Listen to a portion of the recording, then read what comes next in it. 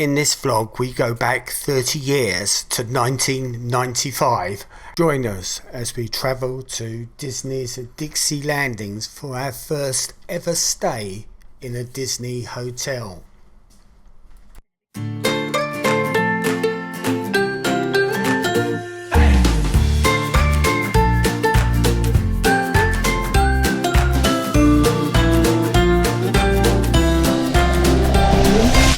Guess what's happening today?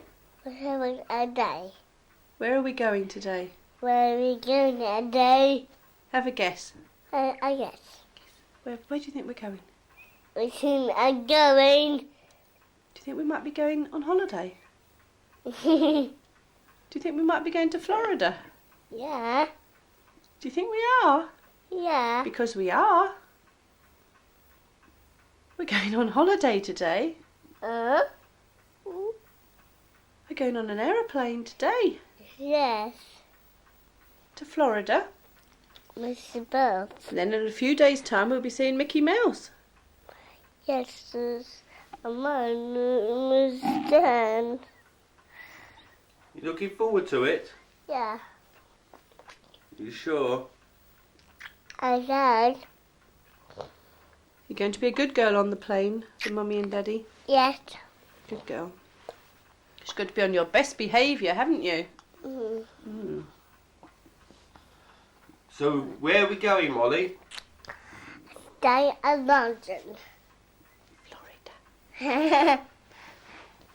Where are we going? Stay in London. No, we're not staying in London. We're going to America. America. This vlog will be rolling back 30 years to the year 1995. It's come about through a combination of researching for an up-and-coming Florida trip and pressure to digitise our old Hi8 tapes for my daughter. Things were both different and also familiar back then. A lot of the stuff we now take for granted was a very distant dream. Our daughter Molly is 2.5 years old. This one will be my third visit to Walt Disney World. Joanne has been coming here for a number of years, sometimes 2 or 3 times a year. We will be flying British Airways business class, using Joanne's staff travel for around £80 return. By the end of 1995, Joanne will have left BA to focus on bringing up our daughter. We will leave our car at Joanne's parents during our holiday, as they lived near the airport and offered to drop us off.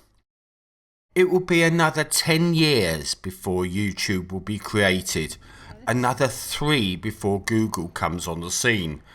Indeed, 1995 is the formative year for the internet, which started really to take off this year.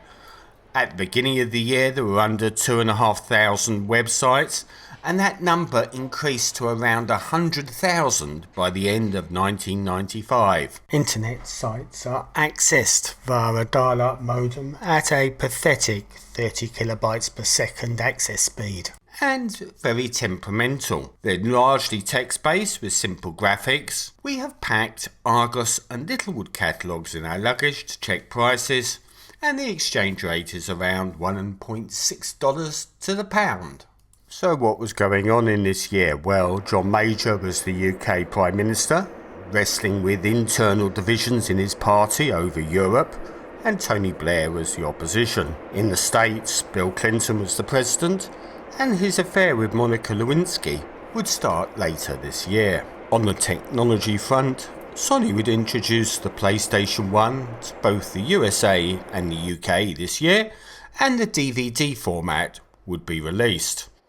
Amazon.com would kick off later on in the year, and with the internet taking off, we were finally getting to see users for the MP3 format. Portable CD players were in regular use, and in the charts, Oasis and Blur were battling it out. The popular UK TV shows in this year was Men Behaving Badly, The Bill, and Absolutely Fabulous. A major hit in the cinema, in the UK anyway, was Braveheart, starring Mel Gibson.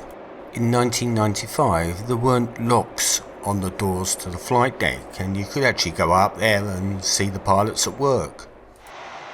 thought there were 3 usually. No, there's used to be engineers on the old classics, but not only on the 400. Right. So there used to be a desk here with all the panels and all the controls that the engineer would be rid of. But now they've all got it on the computer screens. There used to be dials, now it's all just computers. What fuses they have are here now. They don't actually have much visibility, do they? No, sometimes you wonder, well, when they land, they come in with their nose up, so you can see even less probably. We are flying out to Miami, and that's because it was easier to get business staff travel to go to Miami rather than to fly into Orlando at this time. However, BA required that we wore smart clothes, so I wore a suit to travel in. We will then take a few days travelling up to Orlando, staying in hotels as we went up. Previously, we've stayed in rented villas, but as our daughter was unable to swim, we decided that hotels would be a safer option, and we will eventually be staying in the Disney Resort Hotel, Dixie Landings, which opened some 4 years previously. It was one of the first moderately priced Disney hotels. Our daughter will later choose to name one of our future houses Dixie in remembrance of this holiday. Disney's Blizzard Beach will open shortly after we arrive, and later this year Disney will announce that work will commence on Animal Kingdom.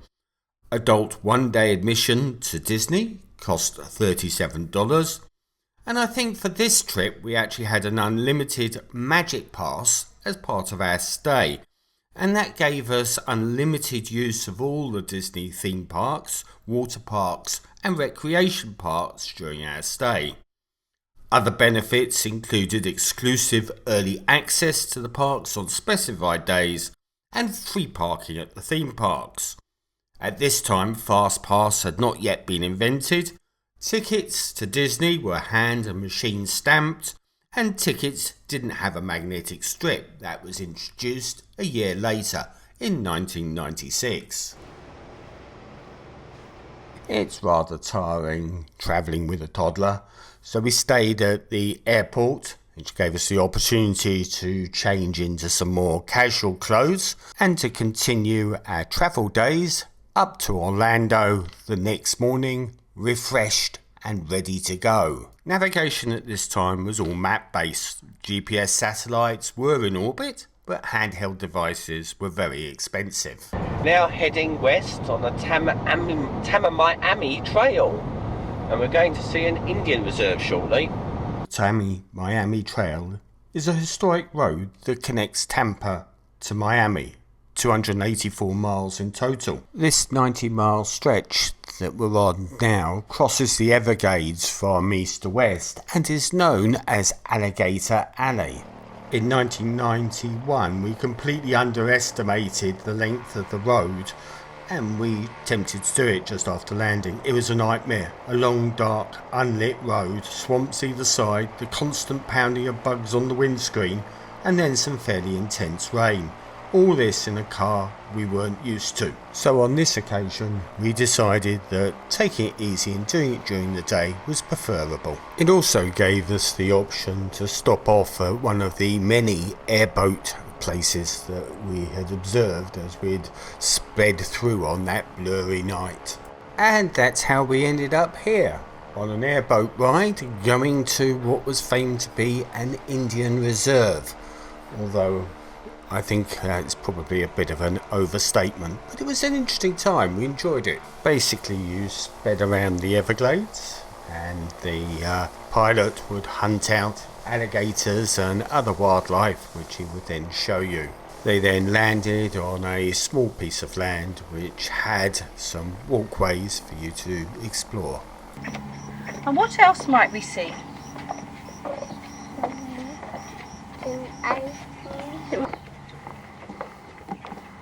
This gave us a superb opportunity to explore the natural Everglades, although, as you'll probably see later on, we did forget that we weren't actually in a theme park on one stage. There were loads of alligators, as you would expect, and also some birds that were native to the area, as well as a large selection of gnats and insects. The so-called Indian Reserve, as you can see here, was just a loose collection of shelters, and if I remember correctly, we were able to get a drink there and a bite to eat if you so wished. We didn't. This was the first and only time that we did one of these airboat rides, and though we didn't know it at the stage, it was also the last time that we would go down Alligator Alley. Joanne left British Airways later this year, and we then started flying to Orlando with Virgin, starting with our next trip, which would be in 1998. That was because Virgin offered premium economy and British Airways didn't. We found that it was a great experience, and whilst this experience has changed, we've flown with Virgin ever since.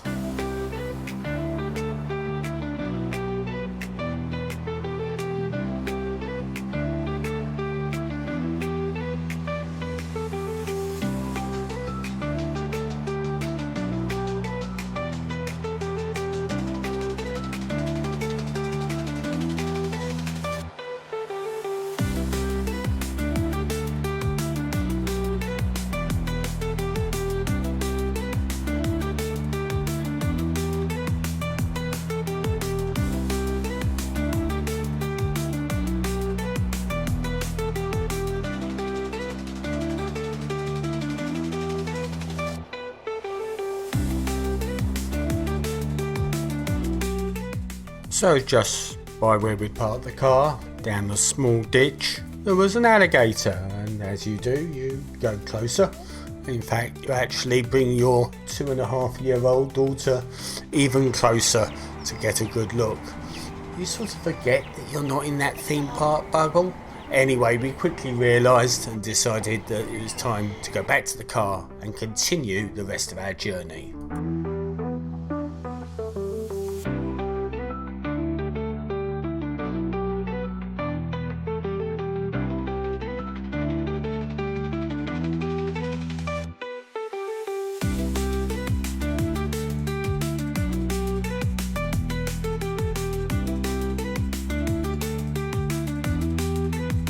Discover Marco Island's best one-stop shopping.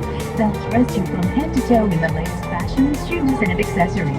And there's a full range of sizes from petite to missy to women's. Our intention is to go up the west coast of Florida and stay at Punta Gorda overnight before then crossing over and heading towards Orlando, where we're going to stay another night before making our way to Disney. We're heading towards Captiva now and have stopped off at a little sandy beach to give our daughter her first experience of beach life. Sand, sea, what more could she want? Do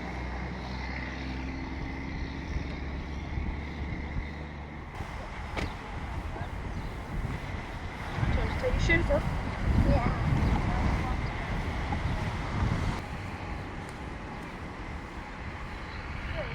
Is it cold? As you can see, she's not too used to this experience, but if you're in for a pound, you're in for a penny, so let's now make our way to the shoreline.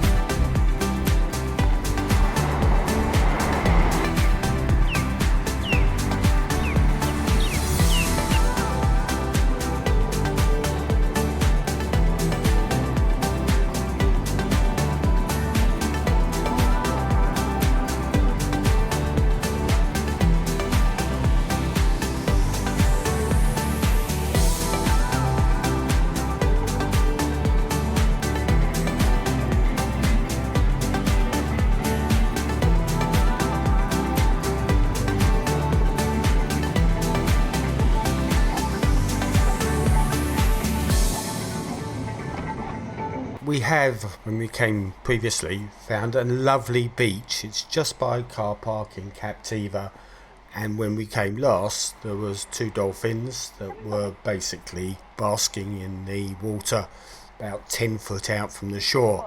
The sun was baking down and it was an absolutely gorgeous experience.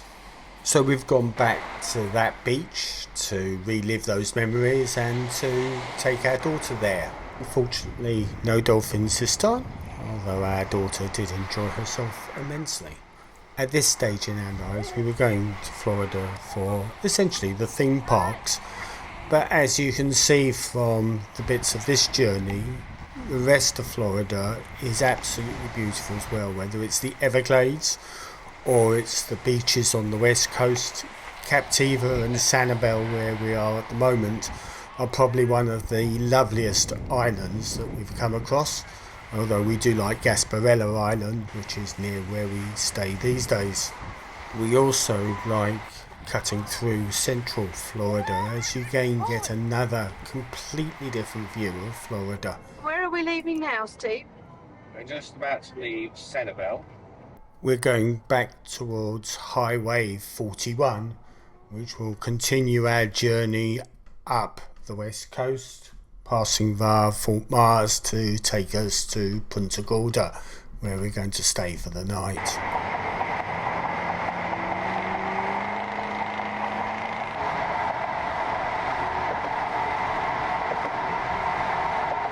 On this trip, Punta Gorda was very much a route to get to our final destination, which was Orlando. In later life, we would keep going back to this area, Port Charlotte, Punta Gorda, because we absolutely love the environment, much prefer it to Orlando, whereas there isn't all of the theme parks and attractions. It's actually a much different pace, and it provided a nice place where we could relax. To us, that became more important as we got older.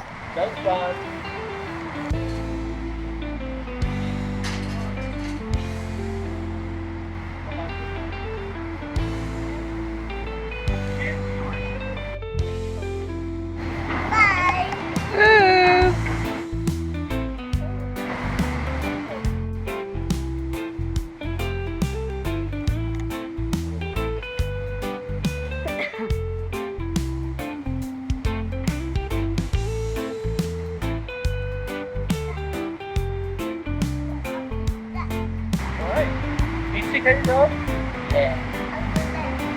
You don't like it? Okay.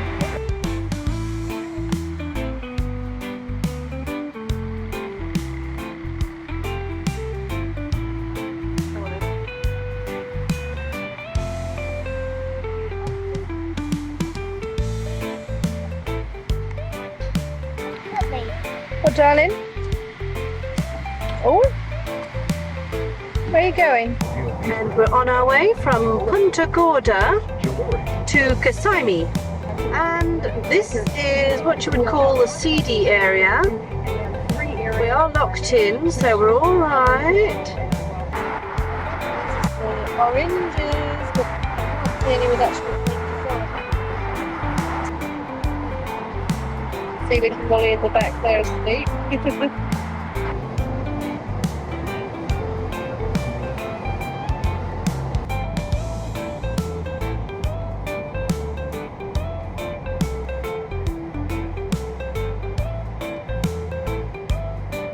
Well, we eventually found ourselves out of the seedy district that we were in, and we're now about, 15 miles from Kissimmee, which is where we're going to stay one night, and then tomorrow we go to Disney Dixie Landings.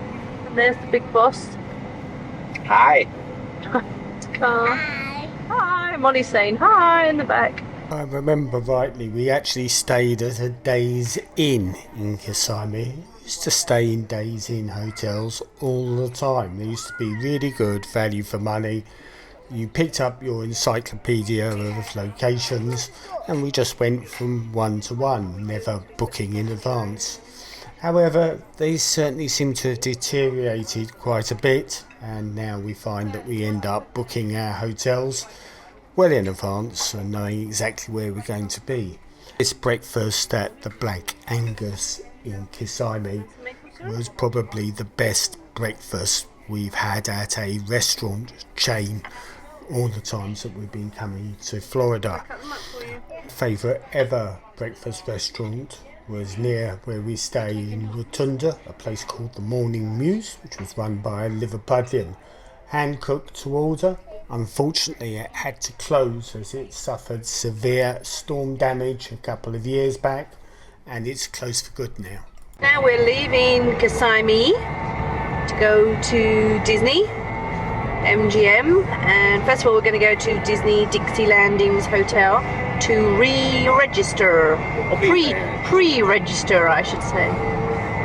So we'll see you a bit later when we get to the entrance of that. This will be our first ever stay on a Disney property, and essentially that was because Disney introduced a more moderately priced set of hotels.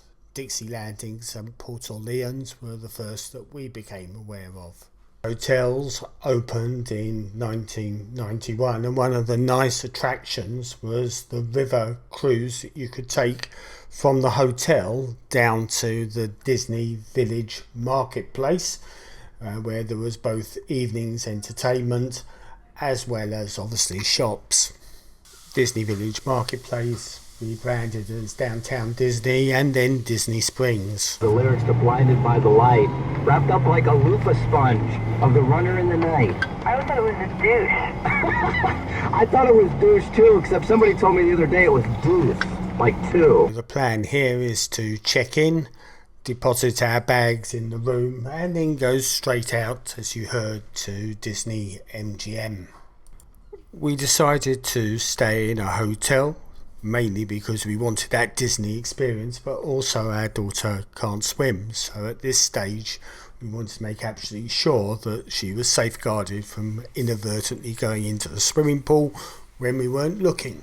Dixie Landings was very much themed after the deep south of America, reflecting that look, whilst its sister hotel, Port Orleans, was themed after a French Quarter look, as you would find in New Orleans. At that time, both the hotels and also the associated park access were very reasonably priced, and it got a few perks with it as well. And here's the outside of Dixie Landings. I think this was actually as it was seen from the river. There are lots of things to do around the hotel, the main feature being Sassagoula River, which is a completely man-made 2.5 mile waterway named after the Native American word for Mississippi.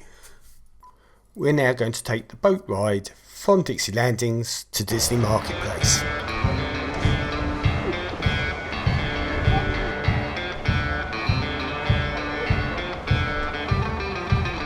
We do ask you to please stay seated at all times for your safety and safety of everyone on board. No eating, drink, or smoking for everyone's comfort, and at all times, please keep your arms and legs within the confines of the boat, especially when we're docking. Thank you.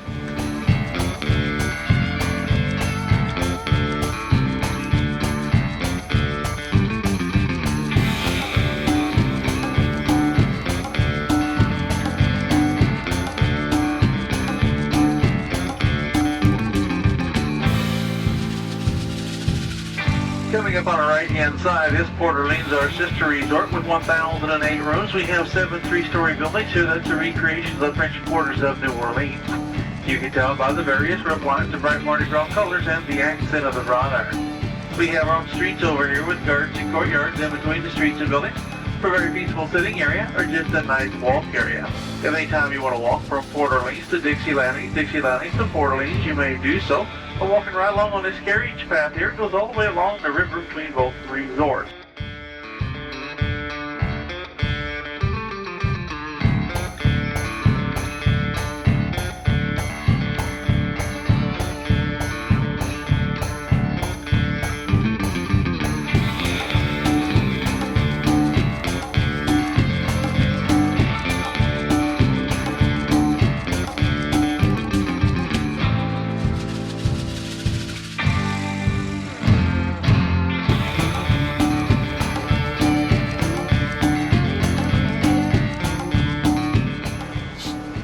Coming up on the right-hand side is a small part of our Florida wetlands. We have a variety of wildlife and birds that live in that area, such trees as hollies, pines, oaks, and of course the cypress. This is the natural color of the water. It is untouched, and it does support fish and turtle life. On our left-hand side are the treehouse villas. We have 60 of those here at Disney World. They have 2 bedrooms, 2 baths, kitchen, dining, and living room on the upper level, a spiral staircase to bring you to the lower level, which is the master bedroom, a utility room complete with washer and dryer. They are nightly rentals, and they're part of our Disney Village Resort.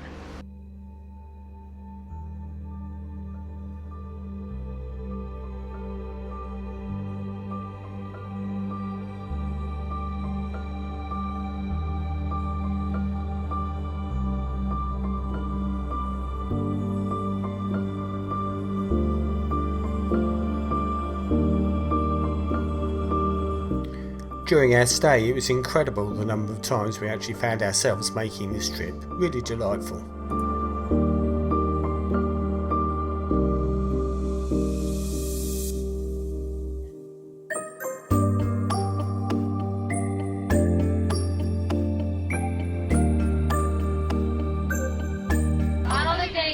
Very good. Have you been on this boat before? Okay. Because a lot of times the adults will tell me Mickey and Minnie because they don't know the difference between a duck and a mouse.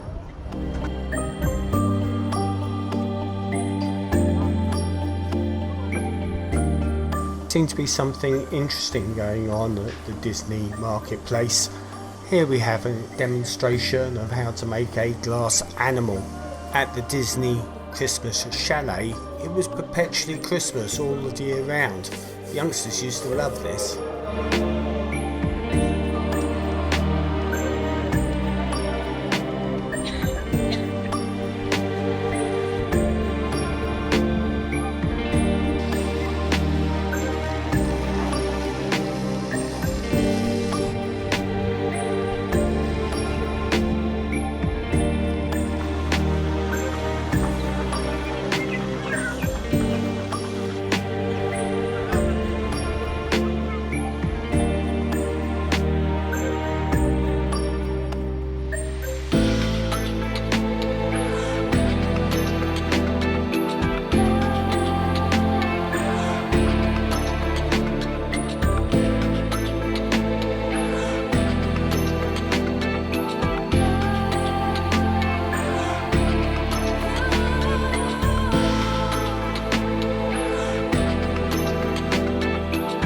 Run back home.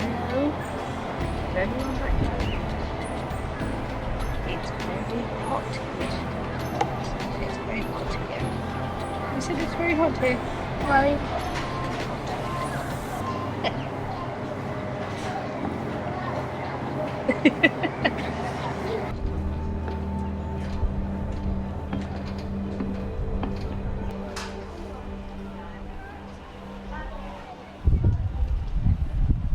This was the last year that Disney Marketplace would actually exist.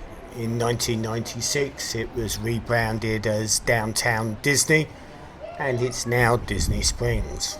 This is the Alligator Bayou swimming pool, and it's one of the key reasons that we came to this resort, as we wanted somewhere that our daughter could swim. As you can see, there's a theme going on here that fitted very well into the overall Dixie Landings vibe.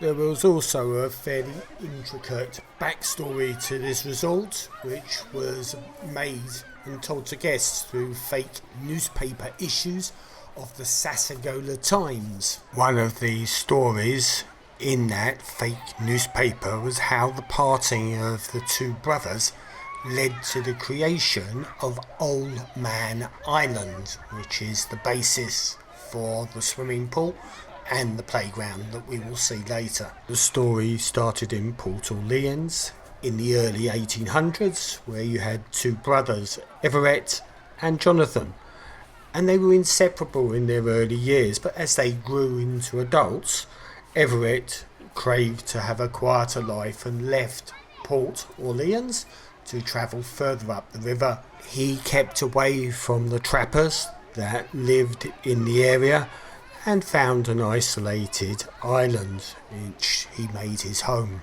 Legend turned the old man into somewhat of an ogre, frightening the children from actually coming to the island. But one mischievous young lad set sail on a raft to discover the island, and instead of an ogre, he found an old man. The two became firm friends, and eventually more children came to the island, and Everett turned his wood-making talents into making playthings for the children, his newfound friends.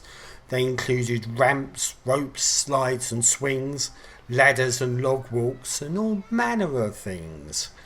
And then a whole section of Old Man Island had now become a playland like no one had seen before. And if that is not an intricate backstory, I don't know what is.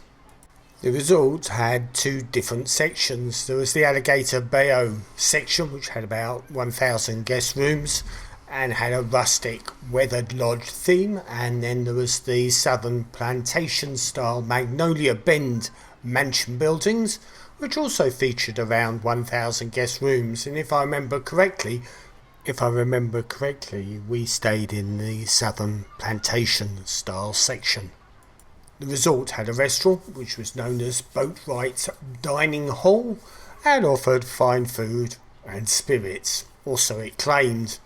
Breakfast was served from 7 until 11:30, and also you could get an evening meal between 5 p.m. and 10 p.m, and it reflected a southern style menu with things such as the Big Woods Combo, the Crazy Cajun Cakes, the French Toast Dixie style, to name a few. There were other places where you could get a bite to eat, such as the Colonel's Cotton Mill Food Court, which was for a quick bite or a casual meal. There was also the Cotton Co-op. This was a lobby lounge where you could get light hors d'oeuvres, and there was also a full bar, so you could sit back and relax with a gin and tonic and then enjoy some tapas. Muddy Rivers was located near the Old Man Island, and that served a full bar and some tasty snacks.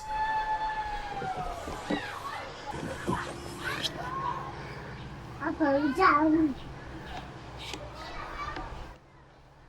Did you like that? Yeah. It's going there. What is it? You going down? Yeah. Go on then.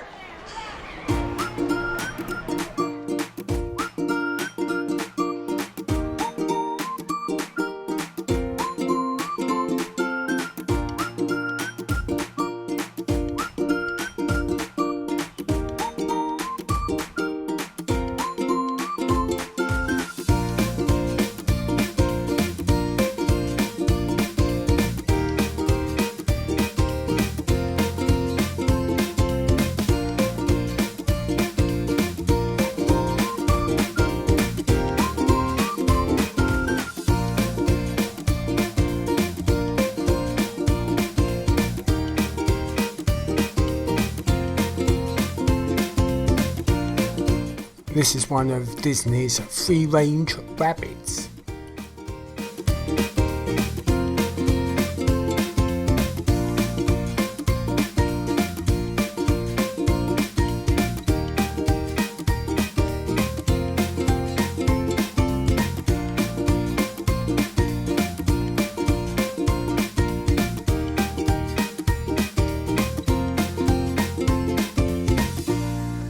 We've been to 3 different Disney resorts. Coronado Springs, which was also a moderately priced resort, where we stayed for, I think it was 3 weeks. The Music Resort as part of the All Stars resort setup, which was a budget priced resort. But Dixie Landings is the resort that we probably enjoyed the most.